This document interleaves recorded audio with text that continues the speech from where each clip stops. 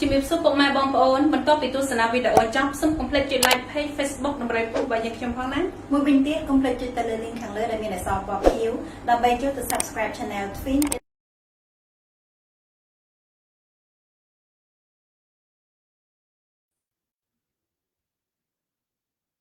បាទសូមគោរពជំរាបសួរចំពោះជនរួមជាតិក៏ដូចជាប្រិយមិត្តក្នុងនិងក្រៅប្រទេសសូមគោរពជំរាបសួរលោកយាយលោកតាពុកម៉ែពូមីងបងប្អូននៅសហគមន៍ខ្មែរនៅទីក្រុង Long Beach រដ្ឋ California បាទថ្ងៃនេះវេទិកាផ្សព្វផ្សាយសហគមន៍បានវិលមកសារជាថ្មី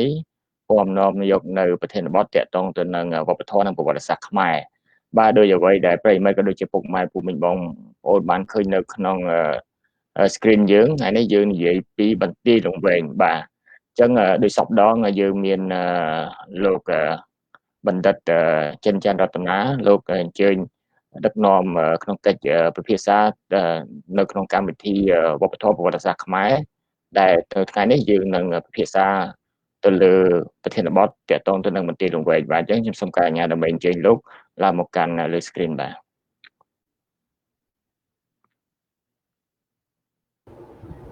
បាទជំរាបសួរលោកបណ្ឌិតបាទសូមជម្រាបសួរលោកសង្ហៈហើយសូមជម្រាបសួរដល់បងប្អូនដែលកំពុងទស្សនានៅកម្មវិធីនេះផងបាទហើយក្នុងនោះដែរយើងមានសុផាតខាងអ្នកសៀមរាបមកពីទឹកដីអង្គរនៃខេត្តសៀមរាបរបស់យើងលោកក៏បានអញ្ជើញមកចូលរួមនៅក្នុងកម្មវិធីរបស់យើងផងដែរបាទអញ្ចឹងសូមជ័យសុផាតឡើងបាទ បាទសូមជម្រាបសួរសុផាតបាទ បាទសូមជម្រាបសួរ បាទអញ្ចឹងសុផាតថ្ងៃនេះគាត់បានដើរតួនាទីជាអ្នកចូលរួមជាមួយខ្ញុំក្នុងកិច្ចពិភាក្សាជាពិសេសអ្នកនឹងធ្វើការចោទសួរទៅលើប្រធានបទតាក់ទងទៅនឹងប្រធានបទនេះចំពោះលោកបណ្ឌិតតែម្ដងបាទអញ្ចឹងថ្ងៃនេះសុផាតមិនត្រឹមតែជាភ្ញៀវកិត្តិយសម្នាក់ទេហើយគាត់ក៏ជាចូលរួមក្នុងចំណែកក្នុងការចាក់ឫសចាក់គល់ដើម្បីស្វែងយល់ពីប្រវត្តិសាស្ត្រខ្មែរនៅក្នុងសម័យលង្វែកបាទអញ្ចឹងដោយសារកម្មវិធីរបស់យើងបានទទួលវីដេអូឃ្លីបខ្លីពីលោកបណ្ឌិតដែលក្រុមការងារលោកបានចុះទៅធ្វើការសិក្សាស្រាវជ្រាវកន្លងមកនៅតំបន់បន្ទាយលង្វែកកន្លងមកនេះអញ្ចឹងខ្ញុំសូមការអនុញ្ញាតដើម្បី offline ហើយយើងចាក់វីដេអូនឹងខ្លីសិនបន្ទាប់មកយើងនឹងឡើងមកបន្តធ្វើកិច្ចពិភាក្សាទៅលើប្រធានបទហ្នឹងឲ្យបានស៊ីជម្រៅថែមទៀតបាទអញ្ចឹងសូមការអនុញ្ញាតដើម្បី offline សិនបាទ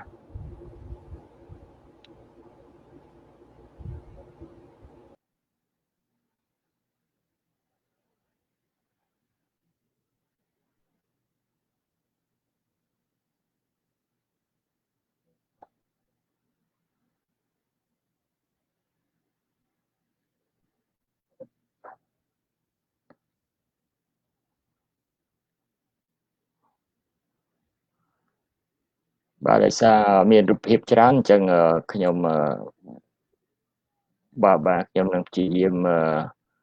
scroll វាដើម្បីរកមើលបាទអញ្ចឹងសូមមេត្តាចាំបន្តិចបាទ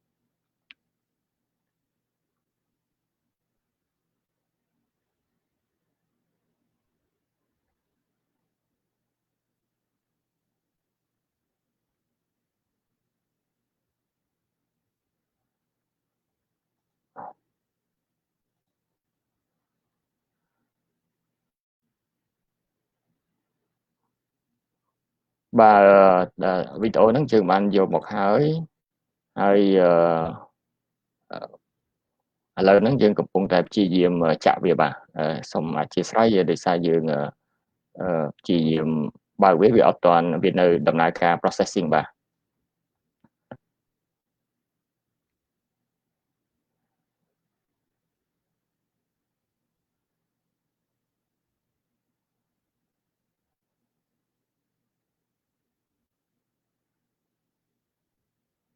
បាទអញ្ចឹងឥឡូវយើងបានទទួលវីដេអូហ្នឹងហើយអញ្ចឹងសូមការអនុញ្ញាតដើម្បីចាក់វីដេអូហ្នឹងតែម្ដងបាទ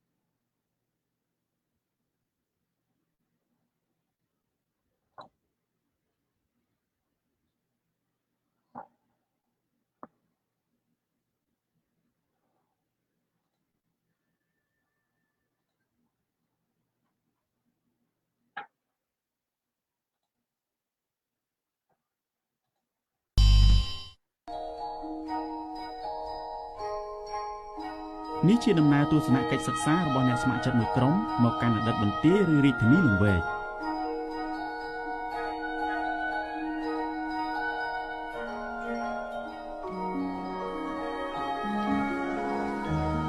ការមកកាន់អតីតរាជធានីលង្វែករបស់ពួកគេគឺផ្ដោតលើការសិក្សាឡើងវិញពីទីតាំងនិងប្រវត្តិសាស្ត្រមានស្អីបាទច្រើនគឺកន្លែងហ្នឹងគឺមានសកម្មភាពខ្លាំងជាងគេពីព្រោះថាធម្មតាពេលផ្សែងឡើងមកវាតែងតែធ្លាក់បែកធ្លាក់អីហើយអញ្ចឹងហើយវាកប់ទៅនឹងឯងអញ្ចឹងយើងមើលគេសាកចោះទៅមើលក៏ថាតែគាត់ថាហ្នឹង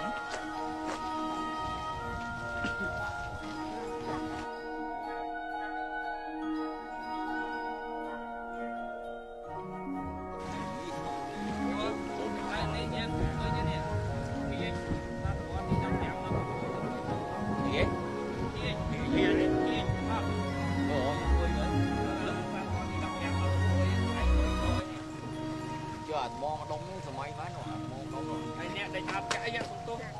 เนี่ยได้อัดจับกับเราอัดได้นี่นะได้เด้อแต่ไม่อัดจับกับเราอัดแค่เนี่ยไงโอ้ป่ะนี่สมัยก่อนก็เนี่ยเพียจะวันละติ่งเหลือมาเหมือนคือกระไรนั่งบ้านในท่ากับปีมนก็เจียกระไรไปกับฮอกเอามือไม่เป็นดังบอกสลายนู่นอย่างบ้านั่งจังไปกระไรนี่เนี่ยเองใส่กระไรนั่งมาเนี่ยให้สัตว์ตรงไหนพี่นั่นบ้าเจ๊ก่อนเจ๊เย็น ពួកគេមិនទាន់ជឿជាក់ទាំងស្រុងទៅលើឯកសារមហាបរោះខ្មែរឬរឿងព្រេងនិទានខ្មែរនៅឡើយទេព្រោះមានការចងក្រងខុសគ្នា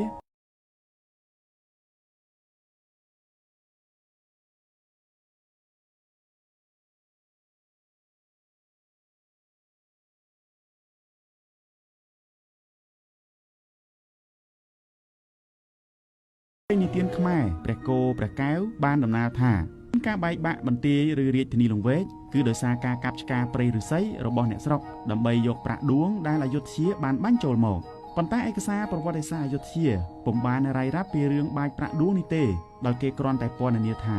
ការវាយបែកបន្ទាយលង្វែកគឺត្រូវចំណាយពេល3ខែក្នុងការឡោមព័ទ្ធបន្ទាយដើម្បីផ្ដាច់ស្បៀងផ្ដាច់កងទ័ពជំនួយពីខាងក្រៅឬបរទេសធ្វើឲ្យកងទ័ពមហានគរទុនដៃគ្មានមធ្យោបាយទប់ទល់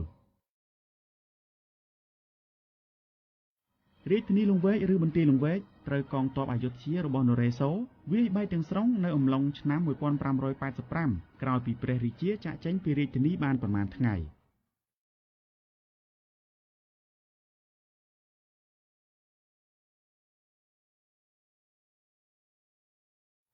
នេះជាទន្លេត្រីមុខស្ថិតនៅជ្រុងខាងកើតឈៀងខាងត្បូងនៃរាជធានី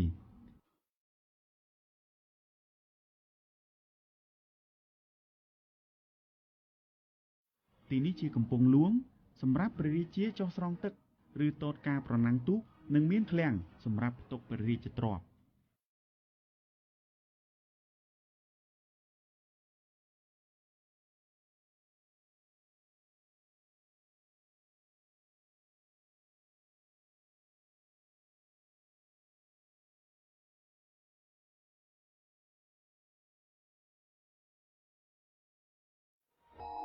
យើងមើលទីតាំងកន្លែងនោះគឺជាកន្លែងឃ្លាំងបាទអញ្ចឹងហើយបានយើងហៅកំពង់ឃ្លាំងបានន័យថា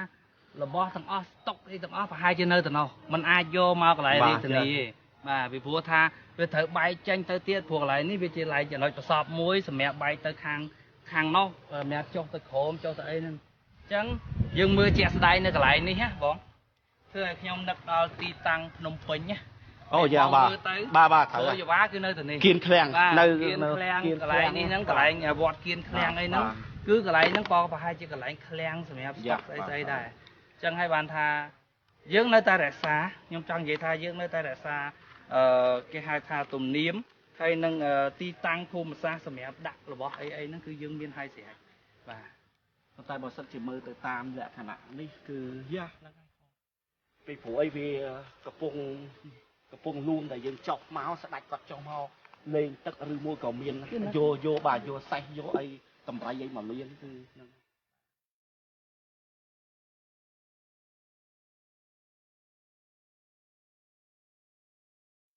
ទីនេះក៏ជាសមរភូមិដ៏ស្វិតស្វាញនិងដ៏បង្ហូរឈាមគ្នារវាងកងទ័ពខ្មែរនិងអយុធ្យាដែរ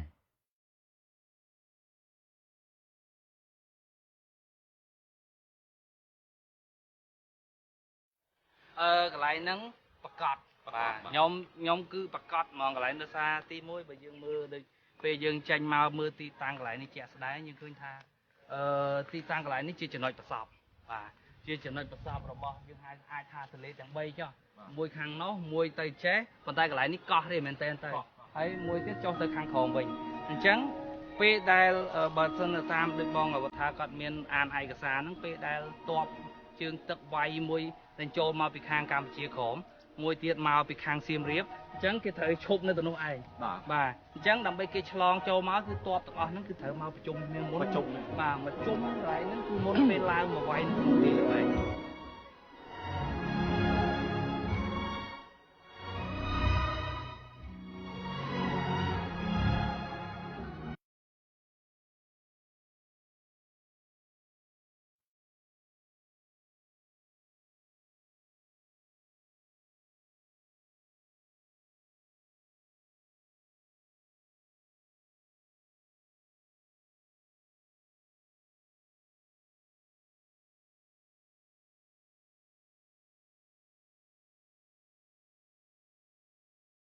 អញ្ចឹងមកថាពេលចូលមកដល់គឺកាត់ផ្ដាច់អស់ បាទគេកាត់ផ្ដាច់ខាងមួយពាណិជ្ជកម្មកន្លែងនេះស្បៀងកន្លែងនេះចោលគេកាត់ផ្ដាច់ផ្លូវទាំងអស់នោះបាទតបជើងគោកឡើងមកខាង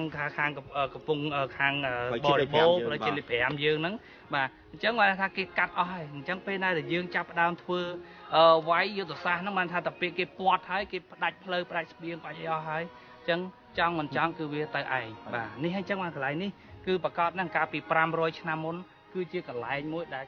ជាកន្លែងសមរភូមិប្រយុទ្ធបាទជាការតបទ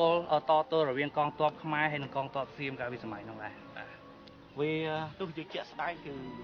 នោះមកចប់ពីកម្មជាក្រមផ្លូវនេះឡើងទៅត្រង់ទៅដល់ពេញបាទហើយយើងចប់ទៅមកកងទ័ពធំចេញមកអញ្ចឹងវានៅខាងដូចបងមានប្រសាសន៍មុនហ្នឹងគឺពេញ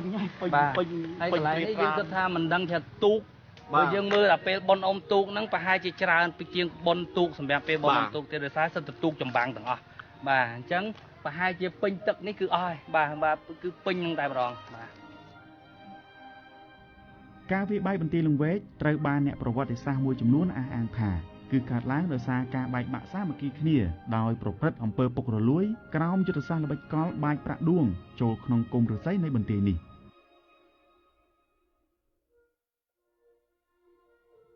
ប៉ុន្តែគេនៅសង្ស័យថាការលើកឡើងពីការបាចប្រាក់ដួងរបស់អយុធ្យាហាក់គ្មានហេតុផលសមស្របហើយគេក៏ចង់ឲ្យមានកំណាយជាទ្រង់ទ្រាយធំមួយដើម្បីបញ្ជាក់ថាការបែកបាក់រាជធានីលង្វែកគឺពិតជាកើតឡើងដោយសារការបាចប្រាក់ដួងរបស់សត្រូវពិតមែនឬយ៉ាងណាអត់មានស្អីទេអញ្ចឹងហើយបានយើងមានសំណួរសួរថាតើបន្ទាយលង្វែកបែកដោយសារខ្មែរកាប់ព្រៃរស្មីឬក៏យ៉ាងម៉េច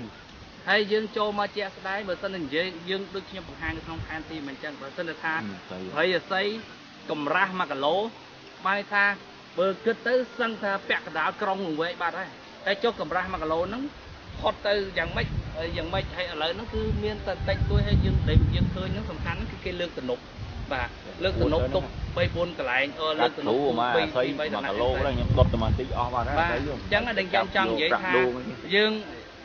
ដល់ពេលយើងចុះមកដល់ទីតាំងជាក់ស្ដែងយើងឃើញថាអ្វីដែលសរសេរនៅក្នុងរាជពង្សាវតារយើងអាចពិចារណាឡើងវិញមិនមែនថាយើងត្រូវតែជឿទាំងអស់ហើយក៏ប៉ុន្តែយើងគួរថាមើលជាក់ស្ដែងថាតើបើសិនជា1គីឡូពីហ្នឹងទៅដល់វត្តកន្លែងកាយហ្នឹងអាច1គីឡូហើយបាទ1គីឡូតិចតួចបាទវាមានមួយទៀតបងងាយបំផុតចង់ដឹងមែនហ្នឹងហើយអូខេអ្នកឆ្លាប់ធ្វើកំណាយដឹងណាបាទបើសិនជាថាដោយសារប្រាក់ដួងអីហ្នឹងមែនគឺកំណាយទៅមិនក៏ប៉ះបាទអញ្ចឹងណាហ្នឹងអញ្ចឹងបើសិនជាកំណាយទៅប៉ះអូខេវាអាចមានប៉ុន្តែខ្ញុំគិតថាវាដូចជាគ្មានបាទវាបញ្ហាវាទៅទៅនឹងឯងអញ្ចឹង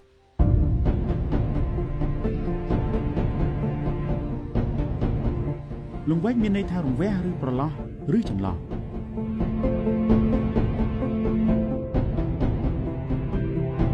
បន្ទាយឬរាជធានីលង្វែកត្រូវបានស្ថាបនាឡើងដោយព្រះបាទច័ន្ទរាជាក្រោយពីព្រះអង្គច្បាំងឈ្នះស្ដេចកនកាលពីឆ្នាំ1526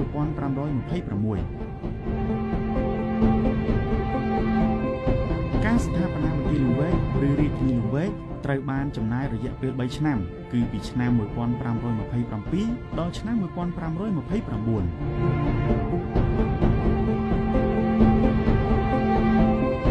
បន្ទាយលង្វែកចែកចេញជា5កំពែងនិងហ៊ុំព័ទ្ធទៅដោយដើមឫស្សីដ៏មានសក្តានុពលកម្រាស់160ម៉ែត្រកំពែងទី1នៃបន្ទាយជាកន្លែងទាហានកាំភ្លើងធំដែលនៅចំពីមុខកំពែងនេះមានរោងដំរីនិងរោងសេះកំពែងទី2ជាកន្លែងទាហានកាំភ្លើងវែងសាលាជំនុំសាលាដំបងនិងសាលាឧទ្ធរកំពែងទី3ជាកន្លែងដាក់ទាហានអាវុធខ្លីមានដាវផ្គាក់និងកាំបិតកំពែងទី4ជាកន្លែងសម្រាប់ទាហាននិងកងរក្សាព្រះអង្គរោងល្ខោននិងព្រះពន្លាសម្រាប់ព្រះរាជាទតល្ខោនហើយកំពែងទី5ជាកន្លែងតាំងបញ្ចក្សត្រនិងដំណាក់សម្រិទ្ធវិមានកំសាន្តភិរមក្រុងបាគូបារោហិតនិងក្រុងមហាផ្លិតលង្វែកជាទីតាំងប្រវត្តិសាស្ត្រខ្មែរដែលស្ថិតនៅក្នុងភូមិលង្វែកស្រុកកំពង់ត្រឡាចខេត្តកំពង់ឆ្នាំងនិងជាកន្លែងយុទ្ធសាស្ត្រមួយមានទន្លេបឹងជាពិសេសព្រៃ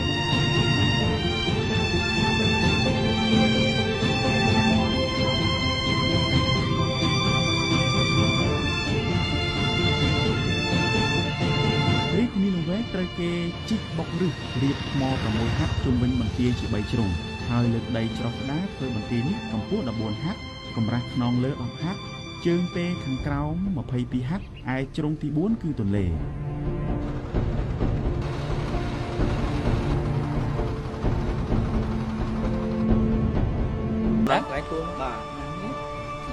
ឃើញ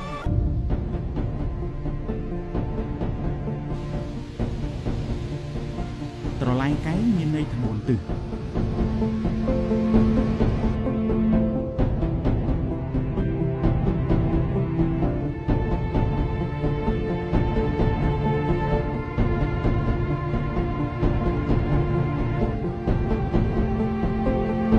ហើយនេះជាស្រះដែលអ្នកស្រុកអះអាងថាជារបស់ព្រះអង្គកែវ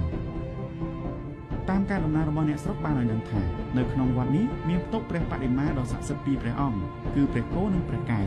នៅក្នុងពោះព្រះគោអ្នកស្រុកជឿថាមានផ្ទុកទៅដោយគម្ពីរក្បួនខ្នាតអក្សរសាស្ត្រនិងអក្សរសិល្ប៍ជាច្រើនប៉ុន្តែក្បួនគម្ពីររួមទាំងព្រះបដិមាព្រះគោព្រះកែវធ្វើពីមាសនិងសំរឹទ្ធត្រូវបានសៀមលួចយកទៅនៅពេលសៀមលើកទ័ពមកវាយបំបែកបន្ទាយល្វើយនេះទីនេះជាកន្លែងដែលគេជឿថាជាទីចាប់កំណើតនៃព្រះគោព្រះកែវ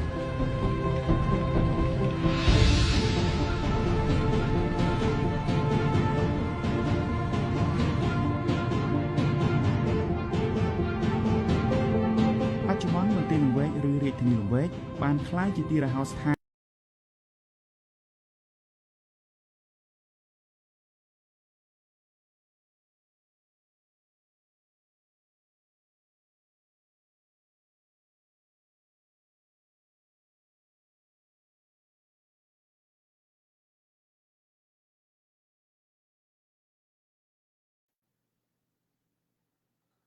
បាទសូមអរគុណចំពោះប្រិយមិត្តដែលតាមដានកម្មវិធីរបស់យើងបានទស្សនាវីដេអូខ្លី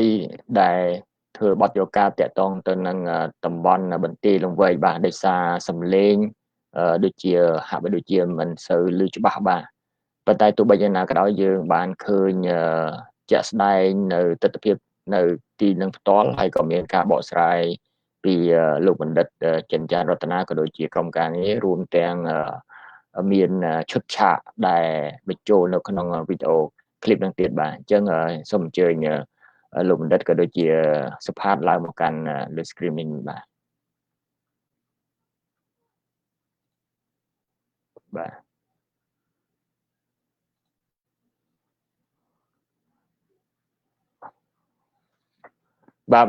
បាទ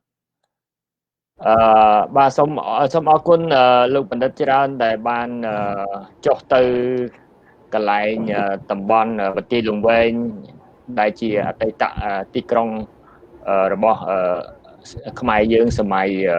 មុនបាទអញ្ចឹងអ្វីដែលចង់សួរលោកបណ្ឌិតបន្តិចដែរមុននឹងចាប់ដើមចូលទៅប្រធានបទរបស់យើងតើលោកបណ្ឌិតចុះទៅកន្លែងហ្នឹងជាមួយក្រុមការងារក៏ដូចជាមានភ្ញៀវអញ្ជើញទៅដែរហ្នឹងចុះទៅពេលណាហើយចុះទៅក្នុងគោលបំណងអ្វីដែរលោកបណ្ឌិតបាទសូមអញ្ជើញជួយជម្រាបដល់ប្រិយមិត្តយើងបន្តិចបាទសូមអញ្ជើញលោកបណ្ឌិតបាទសូមអរគុណបាទលោកសង្ហៈបាទពេលក្រុមការងារយើងចុះទៅនេះគឺចុះទៅនៅក្នុងឆ្នាំ2018លោកសង្ហៈគឺយើងចុះទៅធ្វើការងារសិក្សាស្រាវជ្រាវទៅមើលទីតាំងផ្ទាល់ដោយសារយើងបានជជែកយើងបានបង្កើតជា group សម្រាប់អ្នកស្រាវជ្រាវឯករាជ្យបាទហើយយើងជជែកហើយយើងរកឯកសារជាច្រើនបាទពាក់ព័ន្ធជាមួយនឹងរាជធានីលង្វែកនេះបាទយើងឬក៏យើងហៅថាបន្ទាយលង្វែកនេះអញ្ចឹងហើយពេលដែលយើងបានជជែកមូលគ្នាហើយគឺយើងបានចុះទៅបាទដែលក្នុងនោះគឺមានតាំងពីលោកដិនសម្បត្តិរិទ្ធបាទលោកក៏ជាស្ថាបត្យករហើយលោកក៏ជាអ្នកអភិវឌ្ឍដែរគឺនៅក្នុងភូមិការតគួនហើយក៏លោកក៏មានលោកម៉ៅវត្ថាដែលលោកគឺជាអ្នកស្រាវជ្រាវឯករាជ្យដែរហើយលោកក៏ជាអ្នកដែលស្រឡាញ់ចូលចិត្តបាទកិច្ចការស្រាវជ្រាវលើផ្នែកវប្បធម៌និងប្រវត្តិសាស្ត្រដែរបាទហើយនឹងមានក្រុមការងារស្រាវជ្រាវផ្សេងទៀតហើយយើងមានក្រុមការងារថតខ្សែវីដេអូនឹងតែម្ដងគឺអាដាមពៅសុកបាទមែនតើទៅសប្តាហ៍នេះអាដាមក៏ជាទីប្រឹក្សាផ្ទាល់របស់សម្ដេចអគ្គមហាសេនាបតីតេជោហ៊ុនសែនដែរបាទដែលលោកបានចុះជាមួយនឹងក្រុមការងារហើយកាលនោះពួកយើងគឺមូលមតិគ្នាចុះទៅជាដើម្បីចុះទៅមើលទីតាំងផ្ទាល់បាទហើយដើម្បីឲ្យដឹងថាតើអ្វីដែលយើងផ្ទៀងផ្ទាត់ជាមួយនឹងប្រវត្តិសាស្ត្រទៅជាមួយនឹងសំណេរប្រវត្តិសាស្ត្រហើយនឹងកន្លែងទីតាំងផ្ទាល់ហ្នឹងតើ500ឆ្នាំក្រោយហ្នឹងវាមានការខុសគ្នារបៀបម៉េចបាទអញ្ចឹងដូចអ្វីដែលបានបង្ហាញនៅក្នុងខ្សែវីដេអូនេះចឹងបាទអរគុណ បាទធ្វើឲ្យខ្ញុំមានការចាប់អារម្មណ៍ថែមទៀតទៅលើអ្វីដែលលោកប្រសាសន៍លោកបណ្ឌិតដែលមានប្រសាសន៍ទៅលើតកតនទៅនឹងក្រុមការងារឯករាជ្យចុះទៅស្រាវជ្រាវតើលទ្ធផលចុងក្រោយមកយើងមានការឯកភាពគ្នាយ៉ាងម៉េចដែរតកតងទៅនឹងអ្វីដែលក្រុមការងារដែលគេហៅថាក្រុមការងារឯករាជ្យចុះទៅស្រាវជ្រាវលោកបណ្ឌិតបាទអ្វីដូចខ្ញុំបានលើកឡើងនៅក្នុងខ្សែវីដេអូឯកសារអញ្ចឹងលោកសង្ហៈគឺទីមួយយើងចុះទៅផ្ទៀងផ្ទាត់ជាមួយនឹងហេតុអ្វីបានលង្វែកបែកបាក់បាទហេតុអ្វីបានក្រុងលង្វែកត្រូវសៀមវាយបាទហើយបានថាដុតបំផ្លាញនៅក្នុងឯកសាររាជពង្សាវតាគឺគេថាគឺមានតែមួយទេដោយសារលង្វែកបែកបាក់ហ្នឹងគឺដោយសារការបែកប្រាក់ដួងរបស់សៀមបាទហើយប្រជាជននាំគ្នាទៅកាប់ឆ្ការព្រៃរស័យដែលជាលបងការពាររាជធានីហ្នឹងគឺខ្ទេចអស់ចឹងទៅបានធ្វើឲ្យសៀមចូលមកអញ្ចឹងយើងដោយសារបញ្ហាអស់នេះគឺខ្ញុំបានចុះទៅដល់ធ្វើការសិក្សាស្រាវជ្រាវជាមួយនឹងក្រុមការងារផ្សេងហ្នឹងក៏ហើយខ្លួនខ្ញុំបានចុះទៅដល់អយុធ្យាទៀតបាទមែនតើទៅលោកស្នាយើងចុះទៅដល់អយុធ្យាអញ្ចឹងពាក្យថាប្រាក់ដួងនៅស្រុកប្រទេសថៃសប្តាហ៍ថ្ងៃនេះគឺសតវត្សទី18សតវត្សទី19បានមានអញ្ចឹងបានលង្វែកបែកតាំងពីចុងសតវត្សទី16អញ្ចឹងវាមិនអាចមានប្រាក់ដួងមកនេះទេអញ្ចឹងបានយើងត្រូវគិតត្រូវមើលថាគេហៅថាត្រូវ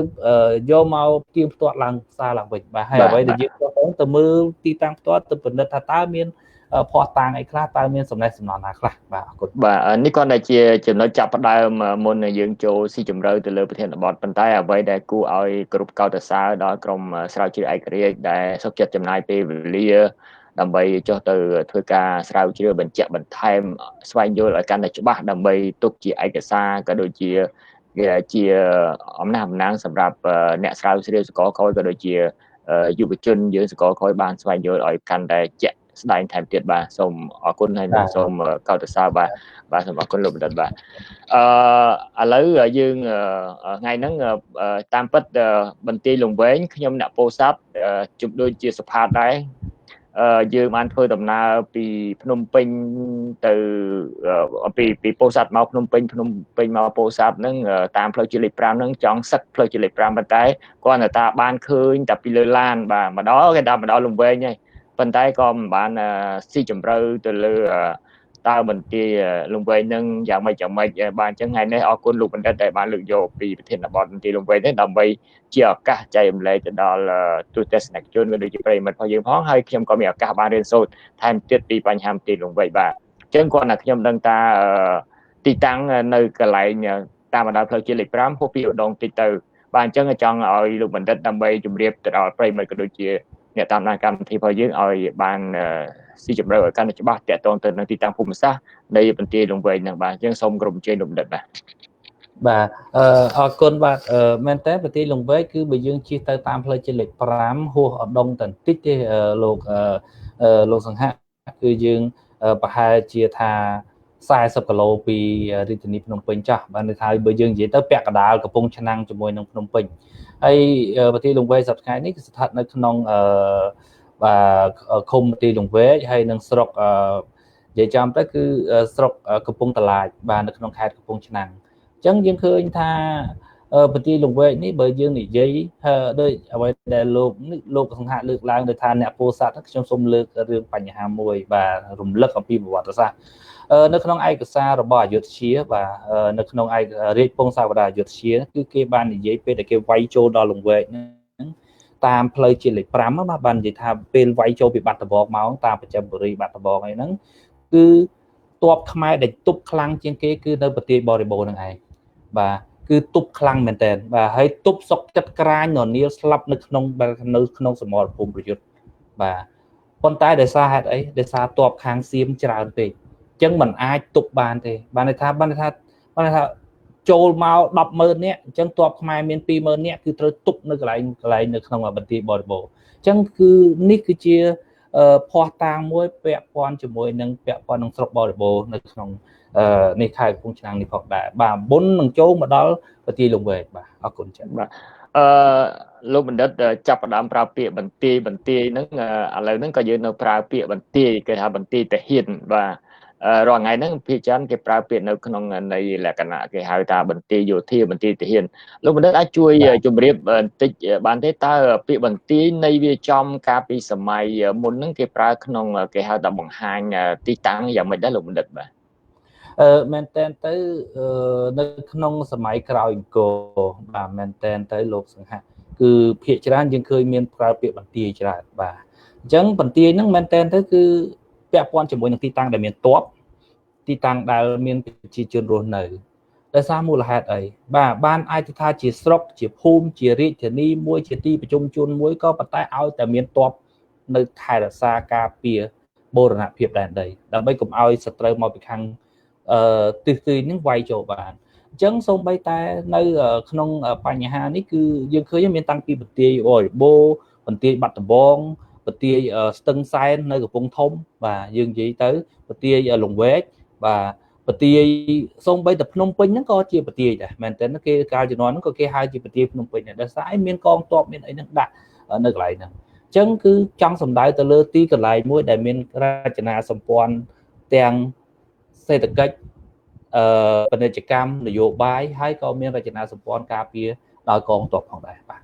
អញ្ចឹងបើយើងប្រៀបធៀបជាមួយនឹងការប្រើពាក្យបន្ទាយបច្ចុប្បន្នហ្នឹងគឺមានលក្ខណៈខុសគ្នាគាត់ត្រង់ថាឥឡូវកាលណាយើងប្រើពាក្យបន្ទាយទាហានគឺកន្លែងហ្នឹងសុទ្ធតែជាកងកម្លាំងប្រដាប់អាវុធរួមទាំងមានគ្រឿងសភាពផ្សេងទៀតនៅក្នុងហ្នឹងបាទអញ្ចឹងបើប្រៀបធៀបពីសម័យមុនវាហាក់ដូចជាទីក្រុងអញ្ចឹងបាទអញ្ចឹងដូចជាទីក្រុងបាទអញ្ចឹងសូមអរគុណលោកបណ្ឌិតតកតងទៅនឹងបន្ទាយលង្វែកដែរចង់ជម្រាបសួរលោកបណ្ឌិតឲ្យលោកបណ្ឌិតជួយជម្រាបទៅដល់ប្រិយមិត្តក៏ដូចជាទស្សនិកជនយើងឲ្យបានជ្រាបថាតើសម័យបន្ទាយលង្វែកឬក៏ទីក្រុងលង្វែកហ្នឹងស្ដេចអង្គណាដែលបានកសាងទីក្រុងឬក៏បន្ទាយលង្វែកនឹងឡើងហើយលោកបានកសាងប្រើរយៈពេលប្រហែលឆ្នាំដែរបានបង្កើតជាបន្ទាយឬក៏ទីក្រុងលង្វែកនឹងបានលោកបណ្ឌិតសំជ័យបាទព្រះ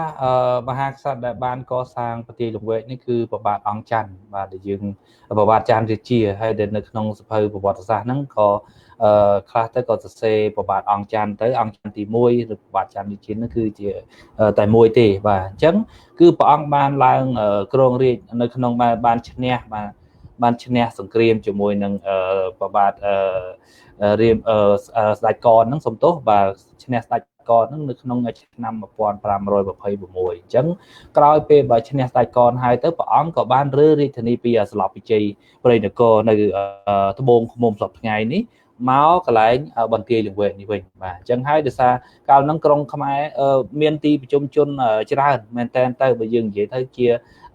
អាណាខេត្តឋានតូចបាទដែលមានស្ដេចត្រាញ់អីរស់នៅគ្រប់គ្រងរៀងខ្លួនអញ្ចឹងហើយពេលដែលមជ្ឈមណ្ឌលរដ្ឋបាលរើមកដល់បន្ទាយលង្វែកហ្នឹងហើយត្រូវបានកសាងរយៈពេល3ឆ្នាំបាទលោកសង្ហៈហើយគឺពីឆ្នាំ1527រហូតដល់ឆ្នាំ1529បាទដោយព្រះបាទច័ន្ទរាជាបាទគឺនៅក្នុងសតវត្សទី16នេះឯងបាទតាមអ្វីដែលខ្ញុំធ្លាប់អានធ្លាប់សិក្សាពីប្រវត្តិសាស្ត្រខ្លះដែលពាក់ព័ន្ធជាមួយនឹងបន្ទាយលង្វែកឬក្រុងលង្វែកហ្នឹងយើងមើលទៅភាគច្រើនយើងមើលទៅលើចំណុចអវិជ្ជមានបាទដោយអ្វីដែលលោកបណ្ឌិតបានបង្ហើបពីដើមបន្តិចថាដោយសារបញ្ហាប្រាក់ដួងអីហ្នឹងអញ្ចឹងយើងនឹងតិចទៀតយើងនឹងស៊ីជម្រៅទៅលើបញ្ហាហ្នឹងតើហើយយើងក៏បានទស្សនាវីដេអូឃ្លីបខ្លីបានធ្វើការបកស្រាយខ្លះហើយហ្នឹងយើងនឹងជម្រាបជូនលោកបណ្ឌិតដើម្បីបកស្រាយបន្ថែមទៀតប៉ុន្តែចង់ដឹងពីភាពវិជ្ជមានលក្ខណៈគេហៅថាតើព្រះអង្គបានកសាងជាសមិទ្ធផលហើយបានជួយលើកតម្កើងជាតិសាសន៍ខ្មែរក្នុងសម័យហ្នឹងអ្វីខ្លះដែរលោកបណ្ឌិតក្នុងសម័យព្រះអង្គរយៈពេលដែលព្រះអង្គសោយរាជ្យបាទមែនតើគឺព្រះបាទច័ន្ទរាជាគឺលោកជាព្រះមហាក្សត្រមួយដ៏ខ្លាំងពូកែដែរលោកសង្ហៈគឺលោកក្នុងរាជ្យរបស់ព្រះអង្គហ្នឹងគឺរយៈពេលរហូតដល់50ឆ្នាំមកបាទតាំងពី40ឆ្នាំសំទោសតាំងពី1520ជាងបាទ26ហ្នឹងពេលដែលឈ្នះហើយហ្នឹងរហូតដល់1566បាទអញ្ចឹងមិនថាជារាជមួយដែលវែងបាទវែងជាងគេនៅក្នុងសម័យក្រោយអង្គរហើយបាទអត់មានរាជស្ដេចណាដែលវែងជាងរាជរបស់ព្រះអង្គទេអញ្ចឹងពេលដែល ព្រះអង្គមានក្នុងរជ្ជកាលរបស់ព្រះអង្គមានរយៈពេលវែងអញ្ចឹងគឺព្រះអង្គមានការកសាងទី1ការស្ថាបនាបាទក្រុងឡើងវិញបាទទី2ការកែសម្រួលការរៀបចំហេដ្ឋារចនាសម្ព័ន្ធការពង្រឹងវិស័យនយោបាយរដ្ឋបាលការទូតពាណិជ្ជកម្មកងទ័ពគ្រប់បែបយ៉ាងទាំងអស់អញ្ចឹងឃើញថានៅក្នុងរាជរបស់បាទច័ន្ទវិជាហ្នឹងគឺខ្មែរគឺដល់កម្រិតកំពូលមួយទៀតដែរបាទមែនតើបើទោះបីជាក្នុងពេលនោះយើងកំពុងតែមានប្រតិភិបប្រទៀងបន្ទង់បាទថាយើងចាប់ផ្ដើមមានបញ្ហានៅក្នុងរាជវង្សានុវង្សមែនមានបញ្ហាសង្គ្រាមផ្ទៃក្នុងមែនប៉ុន្តែក្នុងរាជរបស់ព្រះអង្គគឺយើងឃើញថាសង្កេតឃើញថាមានការរីកចម្រើនច្រើនហើយជាពិសេសហ្នឹងគឺវិស័យនយោបាយការទូតបាទសេដ្ឋកិច្ចនិងពុទ្ធសាសនាបាទយើងដោយសារនៅសម័យក្រោយអង្គរគឺលែងយើងលែងគោរពព្រហ្មញ្ញសាសនាយើងលែងគោរពពុទ្ធសាសនាមហាយានយើងមកគោរពពុទ្ធសាសនាថេរវាទឬក៏ហិនយាននឹងពេញទីតែម្ដងបាទអញ្ចឹងជាជាក់ស្ដែងហ្នឹងគឺយើងឃើញហើយថាប្រាសាទនៅតំបន់អង្គរជាច្រើនបាទហើយនឹងទូទាំងប្រទេសមិនមែនតែនៅតំបន់អង្គរទេប្រាសាទបុរាណទាំងពុទ្ធសាសនាមហាយានទាំងព្រហ្មញ្ញសាសនាត្រូវបានកែប្រែឲ្យទៅជាបូជនីយដ្ឋានពុទ្ធសាសនាហិនយានឬថេរវាទទាំងអស់បាទឧទាហរណ៍ដូចជានៅប្រាសាទអង្គរវត្តបាទប្រាសាទបាយ័នបាទប្រាសាទបាភួនដែលគេកសាងរូបព្រះពុទ្ធចូលនិព្វានមួយដាក់ចំពីនៅទិសខាងក្រោយទិសខាងលិចប្រាសាទបាភួនហ្នឹងបាទហើយនៅតាំងពីកែប្រែជាច្រើនណាបាទយើងចំទៅគឺរឿងមួយទៀតពាក់ព័ន្ធនឹងវិស័យពាណិជ្ជកម្មនេះខ្ញុំចង់លើកឱកាសនេះដើម្បីជម្រាបជូនដែរពេលដែលខ្ញុំទៅអតីតរាជធានីអយុធ្យាទៅធ្វើការសិក្សាស្រាវជ្រាវទស្សនកិច្ចសិក្សាហ្នឹងគឺសូម្បីតែព្រះមហាក្សត្រហើយនឹងអភិជននៅក្នុងសម័យអយុធ្យាណាលោកសង្ហៈក៏យកហូលបាទសម្លៀកបំពាក់ជាពិសេសគឺហូលពេញនិយមណាស់វាសម្រាប់អភិជននិងព្រះមហាក្សត្រគឺគេយកពីប្រទេសខ្មែរហ្នឹងឯងបាទគឺហូលគឺយកចេញពីបាទថានាំចូលពីប្រទេសកម្ពុជាពីស្រុកខ្មែរទៅបាទហើយមួយទៀតឈើប្រណិតដែលល្អដែលធ្វើសម្រាប់នៅក្នុងព្រះបរមរាជវាំងក្តីផ្ទះមន្ត្រីក្តីស្អីជាគ្រឿងសង្ហារិមផ្សេងភាគច្រើនគឺយកចេញពីប្រទេសកម្ពុជាហ្នឹងឯងពីស្រុកខ្មែរនេះគឺជាព័ត៌មានមួយដែលយើងបានតាមរយៈការសិក្សាស្រាវជ្រាវដែលអ្នកសិក្សាស្រាវជ្រាវនៅក្នុងអយុធ្យាហ្នឹងគាត់បានលើកឡើងហើយគេមានឯកសារគេមានអីបង្ហាញឲ្យយើងបាទរហូតដល់គេបង្ហាញជារូបថតថាហូលអីខ្លះអញ្ចឹងយើងឃើញថានៅក្នុងពេលហ្នឹងវិស័យពាណិជ្ជកម្មគឺក៏មានការទំនាក់ទំនងល្អដែរជាមួយនឹងអេស្ប៉ាញជាមួយនឹងប៉ូទុយហ្គាល់បាទដែលគេចូលមកដល់ប្រទេសកម្ពុជាយើងហើយព្រះមហាក្សត្រលោកបើកទូលាយមែនទែនបាទទទួលឲ្យមានជាពាណិជ្ជកម្មជាមួយគ្នារហូតដល់មានភូមិរហូតដល់មានភូមិជប៉ុនភូមិអីទៀតយើងមិនមែនតែធ្វើតែជាមួយខាងអេស្ប៉ាញឬប៉ូទុយហ្គាល់ទេបាទយើងមាននេះនៅពញាលឺនៅអីហ្នឹងគឺសិតសឹងតែមានតំណែងតំណងពេលរហូតអស់ហ្នឹងហើយបាទអញ្ចឹងបានយើងឃើញថាជាសក្តានុពលស្រុកខ្មែរឬក៏ប្រទេសខ្មែរឬក៏កម្ពុជាក្រោយទោះបីជាក្រោយការធ្លាក់ចុះនៃអរិយធម៌អង្គរក៏ដោយក៏ប៉ុន្តែនៅក្នុងរាជរបស់បាទអង្គច័ន្ទឬក៏ច័ន្ទរាជានេះគឺមានការវិវត្តមានការអភិវឌ្ឍគួរឲ្យកត់សម្គាល់ខ្លាំងមែនទែនហើយជាពិសេសវិស័យគ្រប់ទាំងអស់សិល្បៈអក្សរសាស្ត្រសាសនាគ្រប់បែបយ៉ាងគឺមានការរីកចម្រើនបាទសូមអរគុណលោកបណ្ឌិតដែលបានបកស្រាយយ៉ាងក្បោះក្បាយទាក់ទងទៅនឹងសម័យព្រះអង្គព្រះបាទច័ន្ទរាជាខ្ញុំចាប់អារម្មណ៍មើលនៅតាមទីក្រុងចាស់ជាពិសេសយើងមើលនៅតំបន់ប្រាសាទអង្គរទឹកដីខេត្តសៀមរាបដែលជាទីក្រុងរបស់ព្រះបាទដែលស្ដេចព្រះអង្គយើងដែលបានកសាងឡើងតាំងពីជ័យវរ្ម័នទី2រហូតដល់ជ័យវរ្ម័នទី7ហើយយើងឃើញនៅព្រះវិហារប្រាសាទព្រះវិហារជាដើមអញ្ចឹងយើងឃើញមានស្លាកស្នាមបាទដូចជាប្រាង្គប្រាសាទអីនៅសល់ដើម្បីបង្ហាញថាកន្លែងហ្នឹងគឺជាទីក្រុងចាស់ដែលមានស្ដេចយើងបើនៅប្រាសាទព្រះវិហារនៅខេត្តទឹកដីខេត្តព្រះវិហារវិញដោយអ្វីដែលកម្មវិធីរបស់យើងមកភាសាគ្នាកន្លងមកមិនមែនតែស្ដេចមួយអង្គទេបាទស្ដេចច្រើនអង្គដើម្បីគាត់បាទធ្វើការកសាងប្រាសាទហ្នឹងតគ្នាបាទហើយបានបន្សល់នៅស្លាកស្នាមប្រាសាទព្រះវិហារមកដល់បច្ចុប្បន្នហ្នឹងអញ្ចឹងត្រឡប់មកដល់គេហៅថាបន្ទាយលង្វែកឬក៏ទីក្រុងលង្វែកវិញ យើងឃើញអ្វីតាមការបកស្រាយរបស់លោកបណ្ឌិតមិនក៏បានជម្រាបដែរថាមានតែ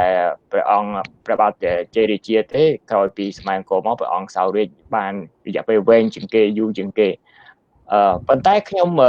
ជាអ្វីដែលខ្ញុំមើលឃើញជាក់ស្ដែងអ្វីដែលខ្ញុំដូចអ្វីដែលជម្រាបលោកបណ្ឌិតតាំងពីដើមកម្មវិធីថាខ្ញុំ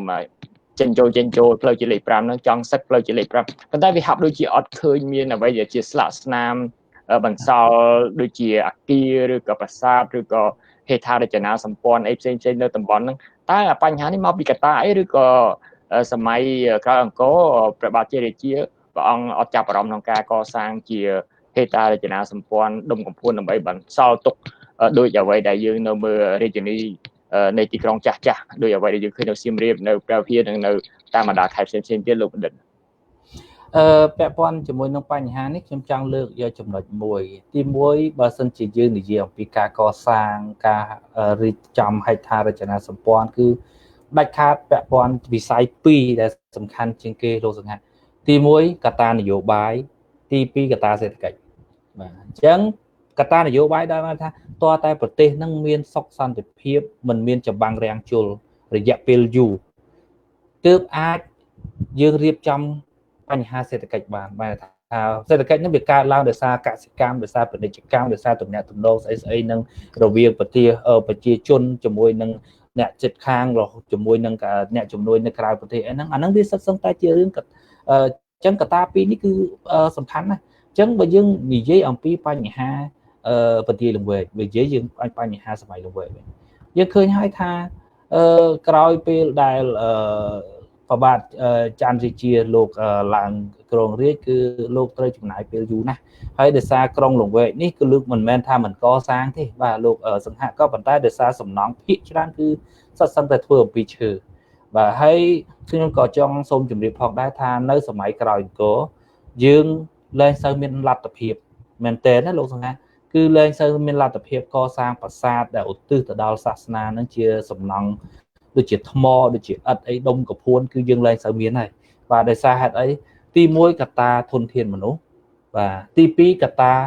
សេដ្ឋកិច្ចនេះឯងបាទអញ្ចឹងការកសាងប្រាសាទការកសិទ្ធសឹងតែត្រូវចំណាយកម្លាំងមនុស្សត្រូវចំណាយលុយចំណាយមាសចំណាយប្រាក់ជាច្រើនបាទហើយអញ្ចឹងពេលដែលប្រទេសយើងជួបចម្បាំងរាំងជលការបែកចែកគ្នានៅក្នុងសម័យពេលសង្គ្រាមមុនប្របាទច័ន្ទរាជាហ្នឹងគឺមានសង្គ្រាមជាច្រើនបាទ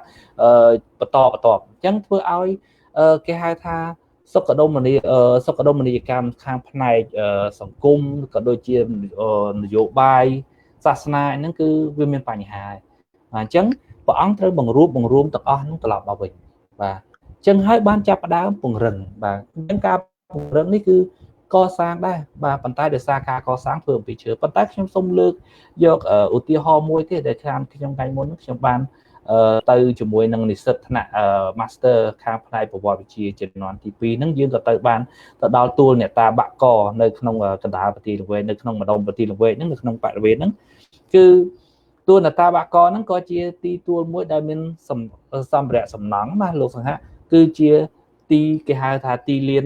ពុទ្ធសាសនាបាទទេរ៉ាសប៊ូឌិកបើយើងនិយាយទៅបាទគឺមានបកគោលសីមាអីហើយបើយើងលោកសង្ហៈបានទៅតំបន់អង្គរគឺយើងទៅវត្តតឡែងកែងសំទោសគឺយើងទៅវត្តវិហារ7ល្វែងវត្តព្រះអង្គធំវត្តអីហ្នឹងគឺសិតសឹងតែមានគេហៅថាទេរ៉ាសប៊ូឌិកនឹងទាំងអស់ដែលមានលំនាំរបៀបគ្នាហ្នឹងក៏ប៉ុន្តែបានន័យថាសំណង់គឺសង់ពីឈើហ่ะបាទអញ្ចឹងការចូលមកការបំផ្លាញនៅក្នុងការទទួលគេហៅការរងបំផ្លាញដុតបំផ្លាញដោយសង្គ្រាមហ្នឹងគឺវាធ្វើឲ្យសំណង់នៅក្នុងតំបន់ក្នុងទីក្រុងលង្វែកទាំងមូលហ្នឹងត្រូវខ្ទេចហើយខ្ញុំសូមជម្រាបផងដែរថាដូចនៅក្នុងខ្សែវីដេអូហ្នឹងគេពាត់យើង3ខែបាទសំទោសគេពាត់យើង3ខែអញ្ចឹងគេពាត់ទាំងអស់បាទគ្រប់មុខព្រួយទាំងផ្លូវទឹកផ្លូវគោកបាទឡើងពីជើងពីត្បូងលិចកើតអញ្ចឹងរយៈពេល3ខែលោកសង្ហៈត្រូវដឹងថារយៈពេល3ខែគឺប្រជាជននៅក្នុងរាជធានីនៅក្នុងប្រទេសគឺពាក់ព័ន្ធនឹងសតិអារម្មណ៍គឺលែងអាចគ្រប់គ្រងសតិអារម្មណ៍បានហើយបាទមិនដឹងថាពេលណាសត្រូវវាយចូលមកអីអញ្ចឹងគឺអស់បាត់ភាពម្ចាស់ការខ្លួនឯងអញ្ចឹងអ្វីដែលសំខាន់គឺអីគឺត្រូវទប់យ៉ាងម៉េចដើម្បីឲ្យមានទ័ពជំនួយ មកពីខាងក្រៅក៏ប៉ុន្តែចៃដន្យគឺមិនមានតបជំនួយណាមកពីខាងក្រៅទេគឺដោយសារហេតុអីតបខាងសៀមគឺរបស់ប្របាទនរេសូនគឺគាត់ច្រើនពេកបាទហើយចុងក្រោយគឺគេវាយចូលតែម្ដងហើយអញ្ចឹងអ្វីដែលវាយចូលហ្នឹងគឺបញ្ហាអីកត្តាបញ្ហាកត្តាស្បៀងអាហារនេះឯងបាទកត្តាស្បៀងដូចគេហៅយើងតែតែមានពាក្យចាស់លោកថាធ្វើបាយធ្វើ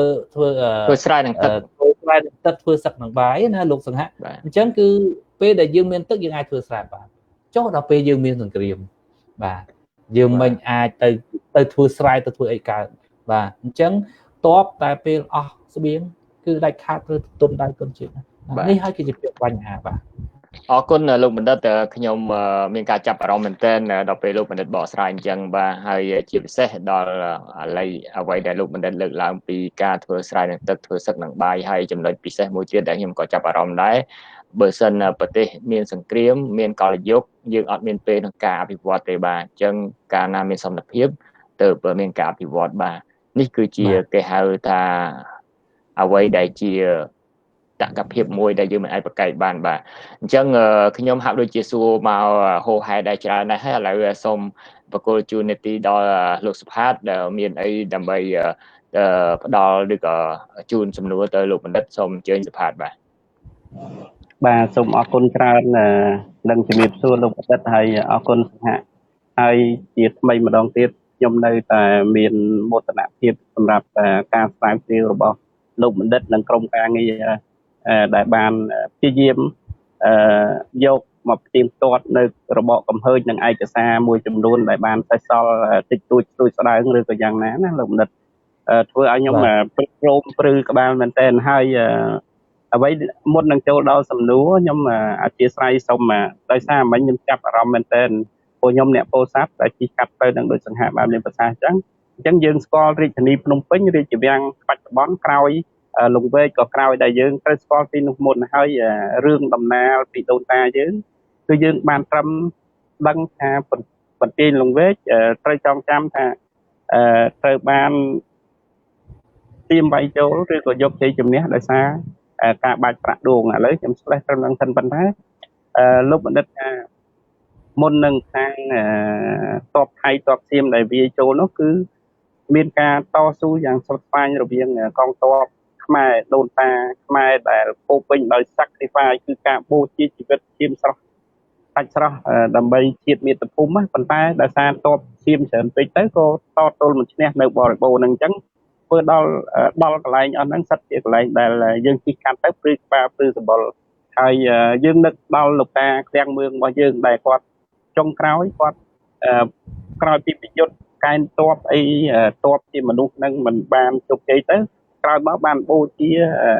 អាយុជីវិតដើម្បីទៅជាដួងព្រលឹងក្នុងការកែនតបទៅតទល់មួយសៀមអីទៀតណាដែលរហូតដល់បច្ចុប្បន្នហ្នឹងមានការគោរពហើយមានជំនឿហើយនឹងអីចឹងទៅអញ្ចឹងត្រឡប់មកវិញដូចលោកបណ្ឌិតមានប្រសាសន៍ចឹងថាសង្ហក៏បានសួរដែរថាយើងស្ដាយដែលអត់មានសំណង់ឬក៏អីមួយដែលនៅភាពពិតទៅខ្ញុំធ្លាប់ទៅអយុធយាទៅអីដែរហើយមើលលើមើលក្រោមមើលឆ្វេងមើលស្ដាំអីគ្រប់ចំត្រួយដែរហើយមួយទៀតលោកបណ្ឌិតបានមានប្រសាសន៍ឲ្យថាដោយសារសំណង់ឈើអីចឹងទៅទីក្រុងឬក៏សំណង់ឬក៏រដ្ឋបាលផ្សេងទៅយើងនៅខ្ញុំសុំស្លេះតិចយើងទៅមើលជប៉ុននៅបណ្ដាដែលមានអាយុរាប់ពាន់ឬរយឆ្នាំហ្នឹងគឺត្រូវបានសាងសង់ឡើងវិញដោយសារភ្លើងឆេះដោយសារគ្រោះដោយសារអីប៉ុន្តែគេសាងសង់ជារូបរាងដើមប៉ុន្តែដោយសារយើងសង្គ្រាមចេះតែអូសបន្លាយមកស្ដាច់អ្នកដឹកនាំចំនួនក្រោយក៏បានធ្វើឬក៏សាងឡើងវិញណាលោកមនិតផ្នែកនេះអញ្ចឹងតកតងចំនួនខ្ញុំយើងឃើញថាលោកមនិតយោងតាមការស្រាវជ្រាវឬក៏ឯកសារមួយចំនួនទាំងបរទេសទាំងខ្មែរអីតើយើងសៀមវាយបន្ទាយលង្វែកបានឬក៏ទទួលភាពទប់ទល់បានណាដោយសារមូលហេតុអីពិតប្រាកដលោកបណ្ឌិតអាចជួយបញ្ជាក់កន្លែងនោះបន្ថែមបន្តិចបាទអរគុណលោកបណ្ឌិតឃើញបាទសូមអរគុណដល់លោកសុផាត